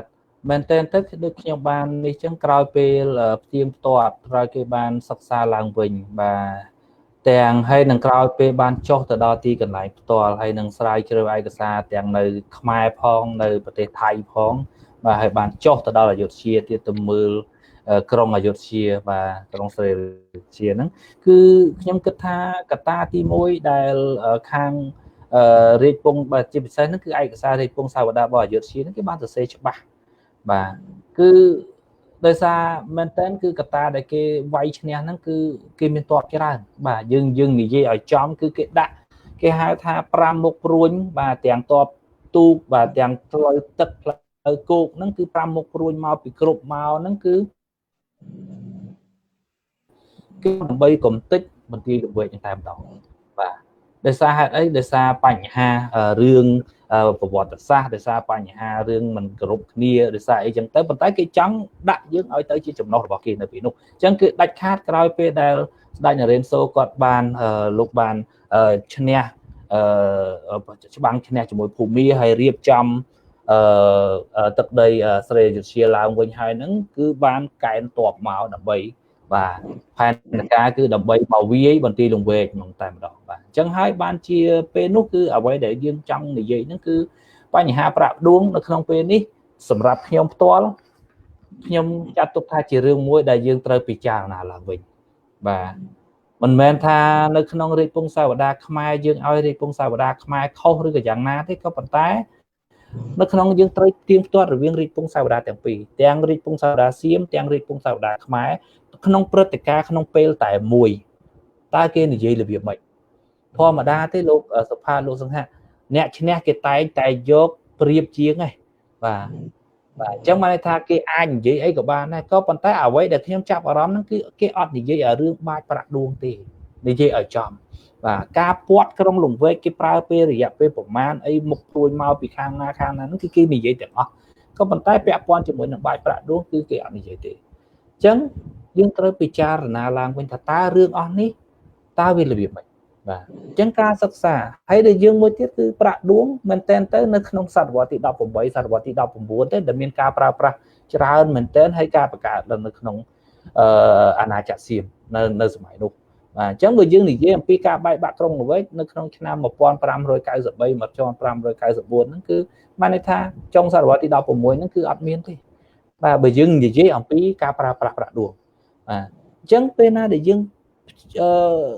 ប្រៀបធៀបជាមួយនឹងទិន្នន័យប្រវត្តិសាស្ត្ររបាយការណ៍បាទហើយបន្តមកទៀតហ្នឹងក៏មានអ្នកស្រាវជ្រាវខាងផ្នែកមកពីអ្នកស្រាវជ្រាវមកពីអូស្ត្រាលីសហការជាមួយនឹងក្រសួងមន្ត្រីជំនាញក្រសួងវប្បធម៌និងវិចិត្រសិល្បៈបានធ្វើកំណាយបានចុះទៅ survey នៅកន្លែងតំបន់មួយចំនួនកន្លែងរហូតដល់ធ្វើកំណាយនៅក្នុងបន្ទាយលង្វែកនៅទីតាំងមួយចំនួនក្នុងបន្ទាយលង្វែកក៏អត់ទាន់ឃើញខ្ញុំក៏អត់ទាន់ឃើញអានរបាយការណ៍ណាដែលមានគេកំណាយបានប្រាក់ដួងដែរបាទអញ្ចឹងគេមានតាំងពីកលាលភិដូចខ្ញុំបានចុះទៅផ្ទាល់យើងមិនបាច់ទៅកំណាយទេលោកសុផាតលោកសង្ហៈបើលោកចុះទៅប្រទេសនេះគ្រាន់តែចុះទៅកន្លែងមាត់កំពង់ហ្នឹងគឺគ្រាន់តែបំផ្នែកភាគហ្នឹងគឺមានហើយបាទហើយបំផ្នែកភាគនេះមិនមែនបំផ្នែកភាគសម័យសតវត្សទី20 21ទេមិនទេគឺតាំងពីសតវត្សទី16 17 18អញ្ចឹងបានន័យថាយើងត្រូវពិនិត្យទៅលើ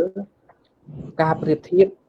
យើងផ្ទៀងផ្ទាត់រវាងទិន្នន័យប្រវត្តិសាស្ត្រយើងផ្ទៀងផ្ទាត់ជាមួយនឹងទិន្នន័យផ្នែកបរាមជាយើងផ្ទៀងផ្ទាត់ជាមួយនឹងទិន្នន័យវាមានទាំងរឿងព្រេងទៀតបាទរហូតដល់មានរឿងព្រេងរឿងបកគោបកែវអីជាដើមលាក់ហ្នឹងទៅអញ្ចឹងបានន័យថានៅក្នុងសម័យក្រោយអង្គរហ្នឹងគឺគេហៅថារឿងព្រេងជាច្រើនបានកើតឡើងបាទហើយដែលពាក់ព័ន្ធជាមួយនឹងទីតាំងដែលពាក់ព័ន្ធជាមួយនឹងប្រាសាទដែលពាក់ព័ន្ធជាមួយនឹងទីតាំងភូមិសាស្ត្រកន្លែងតំបន់ផ្សេងជាច្រើនហ្នឹងគឺយើងឃើញថានៅរឿងព្រេងច្រើនណាស់បាទដែលពាក់ព័ន្ធជាមួយនឹងវិញអញ្ចឹងចំពោះខ្ញុំគិតថាបញ្ហាបន្ទាយលង្វែកដែលសាររឿងប្រាក់ដួងវាជារឿងមួយដែលយើងត្រូវពិចារណាទី2កត្តាដែលធ្វើឲ្យសៀមយកឈ្នះបានហ្នឹងគឺកត្តាអីគឺកត្តាកងទ័ពគេមានកងទ័ពច្រើនបាទហើយកត្តាមួយទៀតគឺអីធម្មតាក្នុងការប្រយុទ្ធគឺគេមានយុទ្ធសាស្ត្ររបស់គេការបំភ័យការបំបាក់បាទការវាយស្គរការធ្វើចិត្តសាស្ត្រស្អីក៏ដាក់ជាគេហៅថាគិញសម្ងាត់ចូលដើម្បីចូលមកមើលទីតាំងមកមើលស្អីនៅក្នុងរាជធានីហ្នឹងដាច់ខាតគឺត្រូវតែមានមិនអត់ទេ ចឹងបានថាការប្រើយុទ្ធសាស្ត្រផ្នែកកងទ័ពដើម្បីវាយឆ្មក់វាយលុកវាយអីហ្នឹងគឺបានថាគឺគេប្រើគ្រប់វិធីទាំងអស់ក៏ប៉ុន្តែអ្វីដែលសំខាន់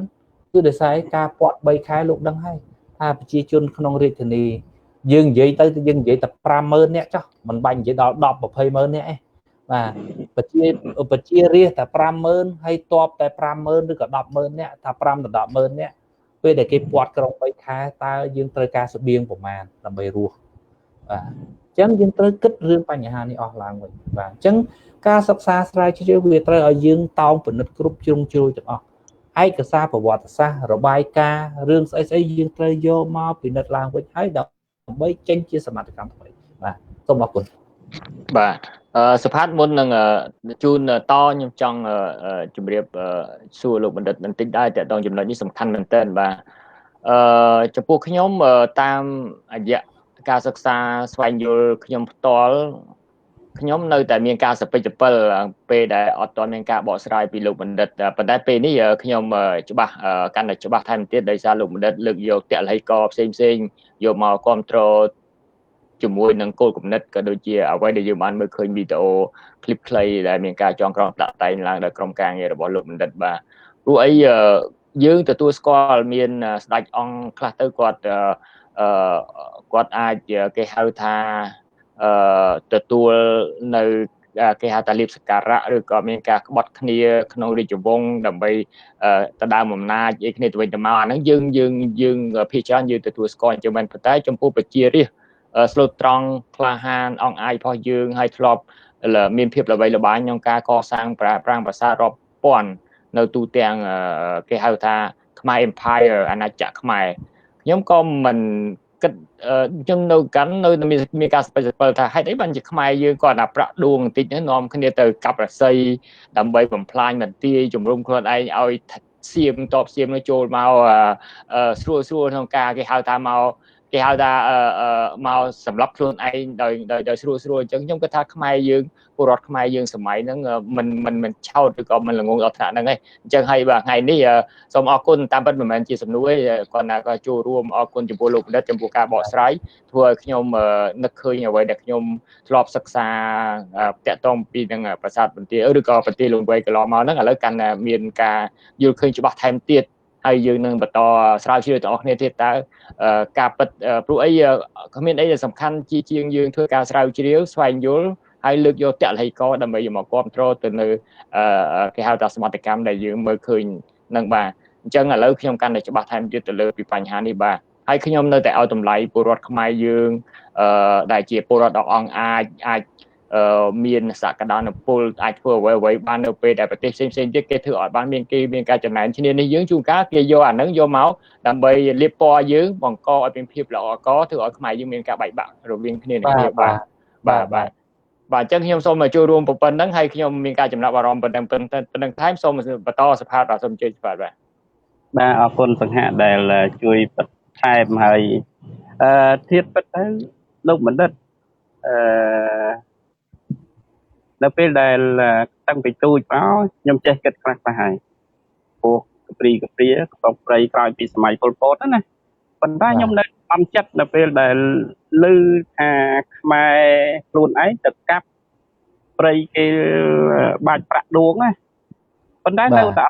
ពិធីដល់ហ្នឹងទោះបីយប់ល្ងិតក៏ខ្ញុំត្រូវតែងាកមើលកន្លែងហ្នឹងដែរប្រហែលជារាប់រយជើងរាប់រយទៅមកហើយព្រោះយើងធ្វើការនៅហ្នឹងប៉ុន្តែយើងផ្លេសរឿងហ្នឹងណាឥឡូវបានភ្លឺភ្នែកឲ្យច្បាស់ហើយបើមិនចឹងទេខ្ញុំប្រាប់កូនខ្ញុំតទៅនៅតែខុសហ្នឹងទៀតហើយក្នុងចិត្តបន្ទោសដល់ប្រជាពលរដ្ឋឬក៏ខ្មែរមួយចំនួនទៀតឥឡូវបានច្បាស់ហើយមិនទៅបានវែកឲ្យឃើញខ្លះហើយប៉ុន្តែទៀតពិតលោកបណ្ឌិតដោយសារថាកន្លងទៅរាប់400-500 ឆ្នាំហ្នឹងវាអញ្ចឹងប៉ុន្តែលោកបណ្ឌិតអាចគិតថាតើអ្វីដែលគួរជាមេរៀនសម្រាប់មនុស្សជំនាន់ក្រោយសម្រាប់ខ្មែរយើងហើយសម្រាប់ខ្ញុំនៅតែទូចអង្វរសូមឲ្យខ្មែររួបរวมសាមគ្គីគ្នាហើយធ្វើអ្វីដើម្បីខ្មែរហើយយើងរួមគ្នាទៅអត់ខាតទេយើងចង់ចំណេញពីមុខរបរដោយសុចរិតដោយអីត្រឹមមករស់ត្រឹមមកសុខដុមរមនាជាមួយគ្នាយើងមានវិធីច្រើនណាស់លោកបណ្ឌិតអញ្ចឹងលោកបណ្ឌិតខ្ញុំ ជួយផ្ដល់អនុសាសន៍ឬក៏គំនិតបទពិសោធន៍អីដែលយើងគួរតែធ្វើម៉េចដើម្បីឲ្យយើងបានរួបរวมគ្នាឬក៏អ្វីដែលជាមេរៀននៃជីវិតដែលកន្លងផុតទៅដូចនៅជប៉ុនអញ្ចឹងគេអាប់ផ្លាយនៅអ្វីដែលជាការជិះកាប់ក្របបមនោហ្នឹងបានធ្វើឲ្យពមៀនឲ្យប្រទេសគេជនជាតិគេคล้ายជាការអភិវឌ្ឍបានលឿនរហ័សអញ្ចឹងណាអរគុណលោកមនិតសូមអញ្ជើញបាទសូមអរគុណបាទលោកសុផាតមែនតើដូចខ្ញុំបានជម្រាបអញ្ចឹងយើងបានជជែកបាទច្រើនពាក់ព័ន្ធជាមួយនឹងរឿងរ៉ាវប្រវត្តិសាស្ត្រនៅក្នុងកម្មវិធីប្រវត្តិសាស្ត្រក្នុងវប្បធម៌នៃវេទិកាសហគមន៍ខ្មែរទីក្រុងឡង់បិចនេះអញ្ចឹងអ្វីដែលយើងដឹងគឺប្រវត្តិសាស្ត្រខ្មែរមែនតើទៅគឺយើងដិតដាមតែនៅក្នុងសង្គ្រាមហើយមូលហេតុនៃសង្គ្រាមហ្នឹងគឺអត់មានអីទេគឺការបែកបាក់ផ្ទៃក្នុងនេះឯងបាទអញ្ចឹងការបែកបាក់ផ្ទៃក្នុងនេះ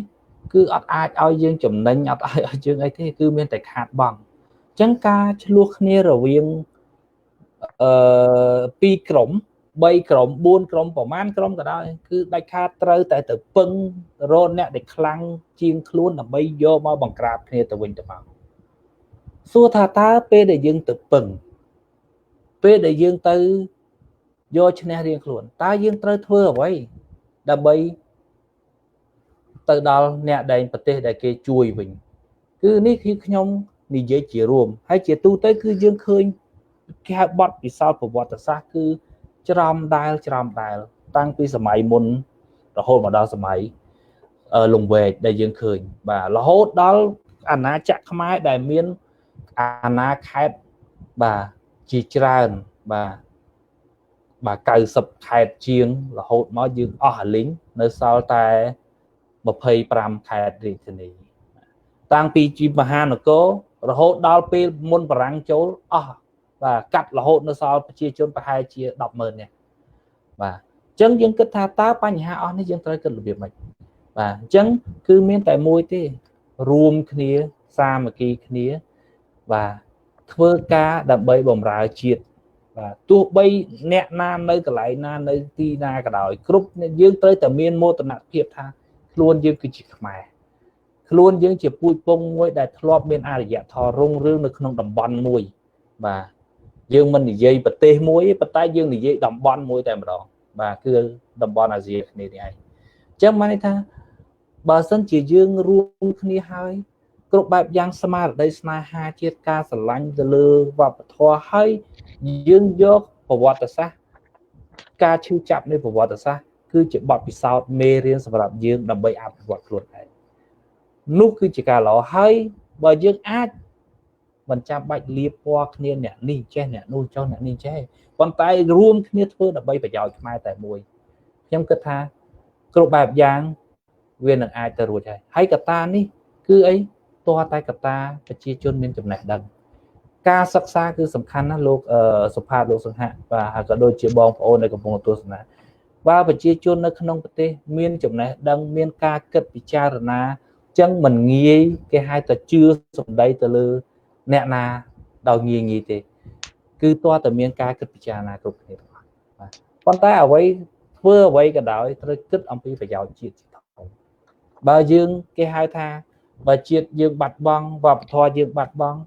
ទោះយើងទៅដល់កន្លែងណាក៏ដោយគឺយើងនឹងមានគេហៅថាវិបដិសារីឯងបាទជាតិយើងអញ្ចឹងយើងនៅក្នុងប្រទេសគេហៅថាប្រទេសមួយចំនួននៅលើពិភពលោកដែលធ្លាប់ជាអរិយធម៌ខ្លាំងជំនាន់ចុងក្រោយបាត់បង់ប្រទេសបាត់បង់អំណាចបាត់បង់ហើយក៏តែយ៉ាងហោចណាស់ក៏គេអាចថែរក្សាប្រទេសបាទអញ្ចឹងនេះហើយដែលជាបញ្ហាមួយដែលជាសារដែលខ្ញុំចង់ផ្ដាំទៅយុវជនជំនាន់ក្រោយបាទគឺត្រូវរួមគ្នាដើម្បីធ្វើការដើម្បីប្រយោជន៍ខ្មែររួមបាទនៅទីណាក៏ដោយកន្លែងណាក៏ដោយសំខាន់ត្រូវគិតថាយើងជាខ្មែរយើងធ្វើដើម្បីមោទនភាពខ្មែរយើងធ្វើដើម្បីប្រជាជាតិខ្មែរយើងធ្វើដើម្បីប្រទេសជាតិរបស់យើងបាទសូមអរគុណបាទសូមអរគុណលោកបណ្ឌិតចំពោះអនុសាសន៍ដ៏ថ្លៃថ្លាដ៏មានខ្លឹមសារនិងអត្ថន័យយ៉ាងជ្រាលជ្រៅបាទអញ្ចឹងធ្វើឲ្យខ្ញុំនឹកឃើញនៅអ្វីទៅដែលហៅថាជាតិបាទកាលណាយើងនិយាយវិជាតិយើងត្រូវនិយាយពីអត្តសញ្ញាណក៏ដូចជាដួងព្រលឹងបាទកាលណាយើងនិយាយពីអត្តសញ្ញាណយើងមិនអាចចោលបាននៅភាសាកាលណាយើងនិយាយពីដួងព្រលឹងយើងមិនអាចចោលបាននៅវប្បធម៌ ចឹងភាសានិងវប្បធម៌នេះដែលបង្ហាញជាសសរ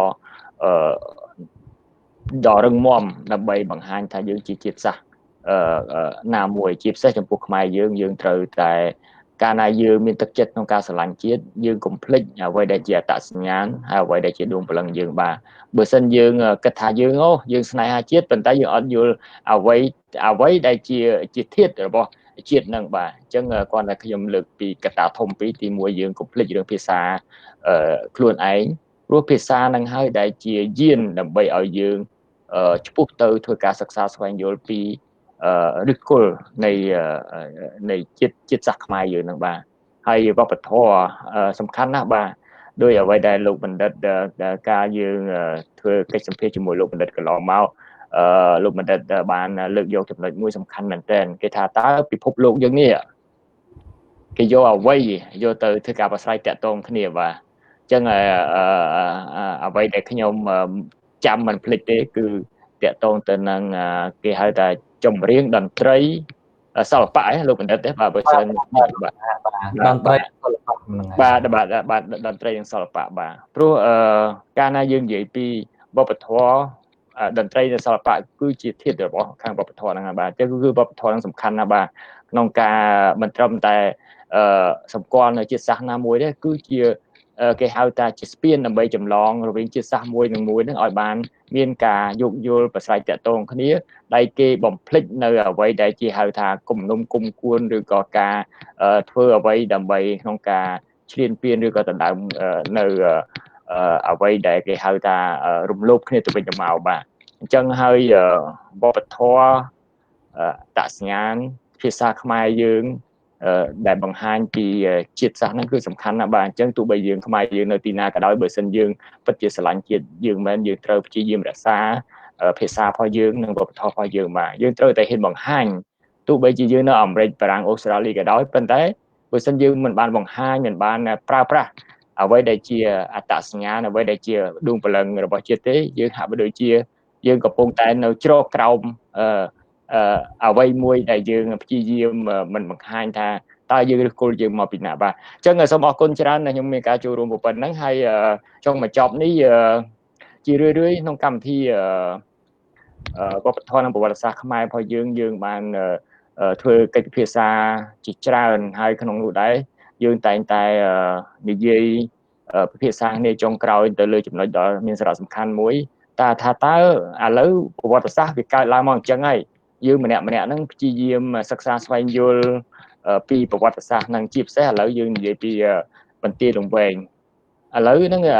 អ្វីដើម្បីឲ្យជាគេមរតក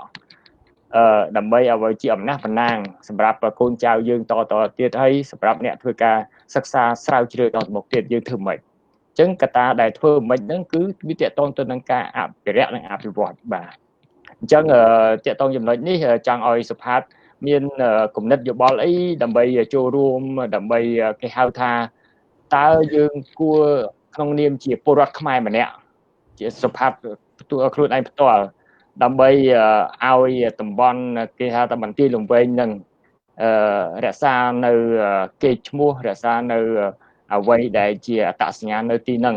តើយើងគួរធ្វើអីយើងគួរតែរួមគ្នាធ្វើយ៉ាងម៉េចដើម្បីឲ្យវាមានអាហ្នឹងដើម្បីបន្តសម្រាប់កូនចៅយើងសកលក្រោយហើយក៏ជាកន្លែងមួយសម្រាប់អ្នកសិក្សាស្រាវជ្រាវឲ្យគេបានទៅគេអាចនៅតែទៅកន្លែងនេះឃើញគេស្វែងយល់សិក្សាបន្តទៀតទាក់ទងទៅនឹងតំបន់ហ្នឹងបាទចឹងសុផាតមានអីចូលរួមសូមអញ្ជើញមុននឹងជូនលោកបណ្ឌិតបាទអរគុណច្រើនសង្ហៈហើយជំរាបសួរហើយអរគុណលោកបណ្ឌិតបាទទៀតពិតទៅដូចខ្ញុំបាន highlight នៅខាងមុខមិញតិចថាយើងបានដូចខ្ញុំក៏បានទៅអយុធ្យាហើយឃើញសំណង់ឬក៏អ្វីក៏នៅហើយនៅជប៉ុននៅកន្លែងខ្លះល្បីមែនទែនរហូតដល់គេអត់ចូលបេតិកភណ្ឌផងគេមិនបាច់ថាគេមិនបាច់ចូលទេទោះបី UNESCO ប្រឹងប្រែងក៏គាត់ថាមិនបាច់ទេប៉ុន្តែអ្វីដែលខ្ញុំកត់សម្គាល់ខ្ញុំទៅអែលតសគេដូចជាទៅណារ៉ាអញ្ចឹងជាកន្លែងព្រះពុទ្ធហើយចូលបេតិកភណ្ឌអីដូចគ្នាទៅភ្នំឆ្ងាយក៏ដែរគេក្រោយពីរំជួយដីភ្លើងឆេះព្រៃអីមកវិហាររាប់រយឬក៏អាចដល់ពាន់ឆ្នាំកន្លែងខ្លះគេបានរៀបចំឡើងវិញណាអញ្ចឹងអ្វីដែលសំខាន់ខ្ញុំដូចខ្ញុំបាន ជំរាបចឹងថាពេលដែលខ្ញុំទៅដល់ហ្នឹងខ្ញុំរកគុំអាស័យស្នាក់ស្នាមអាស័យឬក៏ខ្ជុំអាស័យក៏អត់ឃើញហើយពេលខ្លះក៏យើងឈប់ឡាននៅហ្នឹងទៅហើយដើម្បីនេះហើយប្រហែលជា6ខែមុនខ្ញុំបានទៅជាថ្មីម្ដងទៀតខ្ញុំមិនអស់ចិត្តគឺខ្ញុំទៅកាត់តាមយើងទលេសាបនេះទៅកន្លែងកែងណាហើយវែកហ្នឹងទៀតហើយក៏ចាក់ទៅកំពង់ស្ពឺកំពង់អីអញ្ចឹងខ្ញុំអត់ដឹងថាខ្ញុំមានកំណត់អីទេប៉ុន្តែអ្វីដែលជាថ្នាក់ស្នាមប្រវត្តិសាស្ត្រអ្វីដែលជានេះគួរតែធ្វើការសិក្សាឬក៏កំណាយមួយកម្រិតទៀតណាហើយដែលខ្ញុំនិយាយអញ្ចឹងដល់ថ្មីនេះនៅខាងមុខប្រាសាទអង្គរវត្តយើងចូលទៅខាងស្ដាំដៃនៅស្រះទឹកខាងស្ដាំដៃទើបតែធ្វើកំណាយប្រហែលជា 3-4 ខែនេះដល់ពេលកំណាយទៅជ្រៅទៅឃើញតសឈើដែលមានដំណាប់មានអីចឹងដូចផ្ទះពីចំនួនបុរាណណាយ៉ាងហោចណាស់ក៏នៅមានខ្ជុំឬក៏ស្នាក់ស្នាមជើងតសឬក៏ជើងតសណាដែលបុកទៅជ្រៅអញ្ចឹងណាឬក៏ការធ្លាក់ចូលទឹកឬក៏ទុកសំពៅអីដែលនៅសេសសល់ដែលមុខតែមាននៅក្នុងទន្លេក្តីនៅក្នុងអូក្តីហើយនៅក្នុងបន្ទាយលង្វែកទាំងក្តីអញ្ចឹងដោយសារកម្រិតខ្ញុំយល់ដឹងឬក៏ខ្ញុំយល់ខុសក៏មិនដឹងដែរថាដោយសារការស្រាវជ្រាវរបស់យើងនៅមានកម្រិតទាំងថវិកាទាំងទុនធានអីអញ្ចឹងទៅឬក៏យើងកំពុងតែអភិវឌ្ឍកំពុងតែរួចពីសង្គ្រាមអីអញ្ចឹងទៅអញ្ចឹងអ្វីដែលជាសំណុំពររបស់ខ្ញុំហើយក៏ដូចជាលោកបណ្ឌិតដែលជា key person ជាមនុស្សដែលសំខាន់ដែលជាអាចpushនៅក្នុងរឿងហ្នឹងណាគួរតែធ្វើម៉េចដើម្បីឲ្យមានកំណាយឬការស្រាវជ្រាវហ្នឹងបន្ថែមទៀតហើយដូចជាឥឡូវយើងឃើញក្រុមលោកបណ្ឌិតខ្ញុំជួបដែលធ្វើអញ្ចឹងប៉ុន្តែដោយសារអប្សរាគាត់ធ្វើនៅតែតំបន់អង្គរតំបន់ក្រៅតំបន់អូសៀនអង្គរអីចឹងទៅអញ្ចឹងជាថ្មីម្ដងទៀតខ្ញុំសូមសំណូមពរក្នុងនាមជាពលរដ្ឋខ្មែរហើយមនុស្សដែលទទួលរងគ្រោះនៅសង្គ្រាមឬក៏ការលុកដៃលុកជើងពីខាងក្រៅឬក៏ការស្លៀនពីនឬក៏យ៉ាងណាអញ្ចឹងសូមឲ្យវាហោសកម្មហើយយើងដាក់ចិត្តដាក់កាយលាងសម្អាតដួងព្រលឹងទាំងអស់គ្នាដើម្បីខ្មែរយើងមិនមែនដើម្បីយើងទេគឺដើម្បីខ្មែរចំនួនក្រោយៗឯងគឺចំនួនយើងគួរតែស្ដារគួរតែរៀបចំខ្លួនឲ្យរួចស្រេចទោះបីយ៉ាងណាក៏ដោយអញ្ចឹងណានេះជាគំនិតយោបល់ផ្ទាល់ខ្លួនរបស់ខ្ញុំទេបាទលោកបណ្ឌិតហើយលោកសង្ហៈសូមអរគុណបាទសូមអរគុណសុផាតបាទអញ្ចឹងបាទជាថ្មីម្ដងទៀតការអភិវឌ្ឍនេះសំខាន់ណាស់ដើម្បីយើងគេហៅថាកុំឲ្យប្រវត្តិសាស្ត្រដែលបានកើតឡើងហើយវាបាត់ស្លាកស្នាមទៅបាទព្រោះអីយើងនៅមានការចងក្រងជាសាច់រឿងក្នុងសភៅជាវីដេអូឃ្លីបនៅពេលដែលខ្ញុំដាក់ក្នុង YouTube search មើលឃើញច្រើនប៉ុន្តែអ្វីដែលមួយទៀតហ្នឹងគឺចង់ឲ្យមានស្លាកស្នាមនៅកន្លែងហ្នឹងម្ដងបាទចំពោះខ្ញុំបើសិនអាចបានយើងគួរតែមានកូនសារមន្ទីរមួយយើងអាចប្រម៉ែប្រមូលនៅឧបករណ៍សម្ភារៈដែលតាក់ទងទៅសម័យកាលហ្នឹងឬក៏មានរូបថតស្លាកស្នាមអីផ្សេងឬក៏យើងអាចទៅសិក្សាស្វែងយល់ពីប្រទេសសៀមដែលគេធ្លាប់មកចូលមកវាយលុកធម្មតាជួនកាលគេអាចយករបស់របរជាគេហៅជ័យភ័ណ្ឌអញ្ចឹងយើងអាចបើមិនសមបានគេមកវិញជាលក្ខណៈយើងអាចថតដើម្បីឲ្យដឹងជាស្លាកស្នាមទុកជាគេថាឲ្យកូនខ្មែរយើងស្គាល់ក្រោយហ្នឹងគាត់បានឃើញតាមរយៈរូបថតដែលនៅសល់ហ្នឹងបាទឬក៏អាចបង្កើតកន្លែងហ្នឹងដើម្បីបន្តឲ្យគេដឹងថាកន្លែងហ្នឹងបន្ទាយលង្វែកបាទកុំឲ្យទៅជាបន្ទាយលង្វែកទៅជាបន្ទាយអីផ្សេងទៅវាបាត់ស្លាកស្នាមប្រវត្តិសាស្ត្រយើងមានតែក្នុងសភៅអញ្ចឹងខ្ញុំចូលរួមហ្នឹងហើយសូមជូនលោកបណ្ឌិតដើម្បីបន្ថែមសូមអរគុណលោកបណ្ឌិតបាទអរគុណច្រើនបាទលោកសង្ហៈហើយលោកសុផាតមែនតើគឺប្រកាសណាស់ការដែលយើងព្យាយាមសិក្សាចងក្រងអ្វីដែលបាត់បង់ត្រឡប់មកវិញនេះគឺប្រយោជន៍ទី1គឺដើម្បីឲ្យថែរក្សាប្រវត្តិសាស្ត្រថែរក្សាកេរដំណែលអ្វីក៏ដោយដែលនៅសេសសល់យើងថែរក្សាហើយយើងយកមកបង្ហាញប្រាប់កូនចៅជំនាន់ក្រោយអញ្ចឹងការបង្ហាញប្រាប់កូនចៅជំនាន់ក្រោយនេះគឺដើម្បីអីជាមេរៀនបាទដើម្បីឲ្យគាត់ដឹងថាអតីតកាលរបស់ប្រវត្តិសាស្ត្រខ្មែរគឺយើងជួបបញ្ហាអីខ្លះអញ្ចឹងជាសារមួយទៅថាតើខ្លួនគាត់ដែលជាយុវជនជំនាន់ក្រោយដែលជាទំពាំងស្នងឫស្សីសំទោសតែជាទំពាំងស្នងឫស្សីដែលជាសសរទ្រូងប្រទេសជាតិនេះតើគាត់ត្រូវមានកាតព្វកិច្ចធ្វើអ្វីបាទហើយអ្វីដែលលោកសង្ហៈលើកឡើងអ្វីដែលលោកសុផាតលើកឡើងគឺខ្ញុំសូមឯកភាពទាំងស្រុងដោយសារអីខ្ញុំនិយាយនេះក៏ក្នុងនាមជាប្រជាពលរដ្ឋខ្មែរមួយរូបផងដែរហើយក៏ដូចជាក្នុងនាមជាអ្នកសិក្សាស្រាវជ្រាវដែលបានធ្វើការសិក្សាស្រាវជ្រាវ រួមជាមួយនឹងអ្នកសិក្សាស្រាវជ្រាវដទៃទៀតបាទហើយគឺសប្តាហ៍ថ្ងៃនេះក៏នៅបន្ទាយលង្វែកហ្នឹងក៏មានការធ្វើការកំណាយជាប្រចាំដែរប្រចាំឆ្នាំដោយមន្ត្រីក្រសួងវប្បធម៌និងចិត្តសិល្បៈសហការជាមួយនឹងស្ថាប័នអន្តរជាតិដទៃទៀតនៅក្នុងជាប្រចាំដែរក៏ប៉ុន្តែយើងក៏ត្រូវដឹងដែរថាតើអាជ្ញាធរដែនដីក៏គួរតែមានអ្វីជាគេហៅថាការរៀបចំជាដូចលោកសង្ហបានលើកឡើងអញ្ចឹងខ្ញុំក៏សូមសំណូមពរដែរបើថាតើអាចគិតថាអាចដាក់ជាកូនសារមន្ទីរមួយបើយើងចង់និយាយទៅគាត់ថាសប្តាហ៍ថ្ងៃនេះគឺគេល្បីជាងគេវត្តតឡែងកែងហ្នឹងហើយអញ្ចឹងអាចសុំដីកន្លែងមកជ្រុងណាមួយរបស់វត្តកសាងកូនសារមន្ទីរមួយដែលសង់អំពីឈើបាទជារោងក៏បានជាអីក៏បានណាប្រហែលជា6ម៉ែត្រគុណ7ម៉ែត្រទៅហើយយើងយកអ្វីយកជារូបថតយើងធ្វើជាប៉ាណូយើងធ្វើអីជាប្លង់ឬជាម៉ាកេតអីយើងយកទៅដាក់នៅកន្លែងហ្នឹងអញ្ចឹងប្រជាពលរដ្ឋភ្ញៀវទេសចរជាតិនិងអន្តរជាតិឲ្យតែគាត់ទៅកន្លែងបន្ទាយលង្វែកឲ្យទៅកន្លែងតឡែងកែងគឺគាត់អាចសិក្សាជាបឋមបាទអំពីប្រវត្តិសាស្ត្ររបស់លង្វែកបាទយ៉ាងហោចណាស់ពេលខ្លះក៏គាត់ដឹងថាអូលង្វែកមានអីតាមរយៈការអានសភៅប៉ុន្តែបើអ្នកខ្លះអត់ទាន់បានអានសភៅពេលគាត់ទៅដល់គាត់ឃើញអូនៅលង្វែកមានសល់ស្លាកស្នាមចេះក្រុងប្រទាយក្រុងរបៀបចេះនេះក៏ជារឿងល្អដែរបាទដោយសារហេតុអីសប្តាហ៍ថ្ងៃនេះការអភិវឌ្ឍលើផ្នែកទេសចរការរៀបចំហេដ្ឋារចនាសម្ព័ន្ធនៅតាមទីតាំងប្រវត្តិសាស្ត្រមួយនៅក្នុងប្រជាណាចក្រកម្ពុជាហ្នឹងក៏យើងមានការរៀបចំដែរក៏ប៉ុន្តែក្នុងកម្រិតណាមួយដោយសារបញ្ហាធនធានមនុស្សធនធានថវិកាអានឹងជារឿងមួយទៀតបាទក៏ប៉ុន្តែសំខាន់ឲ្យយើងមានគំនិតនៅក្នុងការរៀបចំជា master plan ក្នុងការរៀបចំអភិវឌ្ឍទើបជាការប្រសើរបាទដើម្បីអី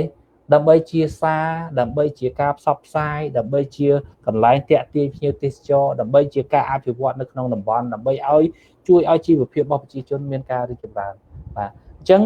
ខ្ញុំមានចំណាប់អារម្មណ៍ហើយក៏ខ្ញុំសូមផ្ញើជាសំណូមពរក្នុងនាមជាប្រជាពលរដ្ឋ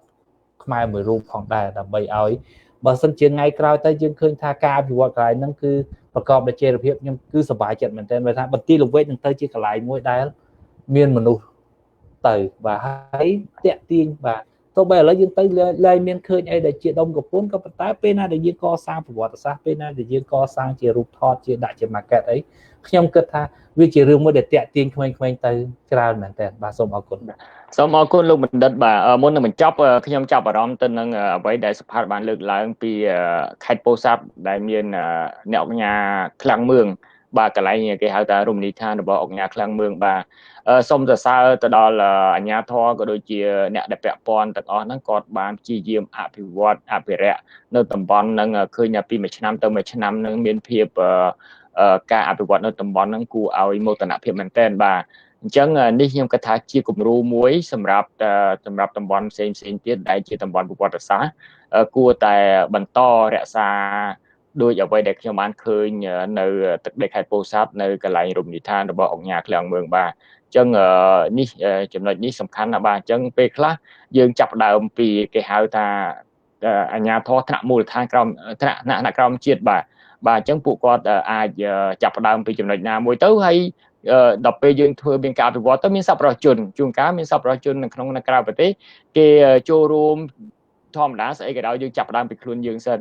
នៅពេលដែលយើងធ្វើចេញជារូបរាងទៅហើយនៅពេលដែលយើងចាប់ផ្ដើមធ្វើការអំពាវនាវគៀងគងទៅក្នុងនាមខ្ញុំជាខ្មែរទោះបីជាខ្ញុំនៅឆ្ងាយក៏ដោយបាទឮថាអញ្ចឹងខ្ញុំមានតិចខ្ញុំជួយតិចមានច្រើនខ្ញុំជួយច្រើនព្រោះយើងចង់ឲ្យទាំងអស់ហ្នឹងនៅបន្តរក្សាដើម្បីឲ្យកូនចៅខ្មែរយើងស្គាល់ក្រោយហ្នឹងកុំឲ្យគាត់បានតែឮសំឡេងមើលទាំងសភៅចង់ឲ្យគាត់ឃើញបានបើថាមានឱកាសទៅឃើញផ្ទាល់នៅកន្លែងហ្នឹងបាទអញ្ចឹងចំណុចនេះសំខាន់មែនទែនបាទអញ្ចឹងជាថ្មីម្ដងទៀតសូមអរគុណលោកសុផាតសូមអរគុណលោកបណ្ឌិតដែលបានចំណាយពេលវេលាដ៏មានតម្លៃក្នុងការលើកយកប្រធានបទក៏ដូចជាចូលរួមក្នុងកិច្ចពិភាក្សាដ៏ស៊ីជម្រៅទាក់ទងទៅនឹងបន្ទាយលង្វែកនេះបាទអញ្ចឹងសូមអរគុណចំពោះប្រិយមិត្តក៏ដូចជាជំរុញជាតិក្នុងនិងក្រៅប្រទេសសូមអរគុណចំពោះពុកម៉ែពូមីងបងប្អូននៅសហគមន៍ខ្មែរដែលតែងតែតា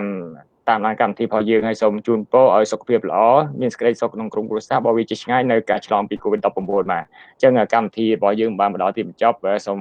អរគុណសូមជម្រាបលាបាទហើយជួបគ្នានៅសប្តាហ៍ក្រោយបាទ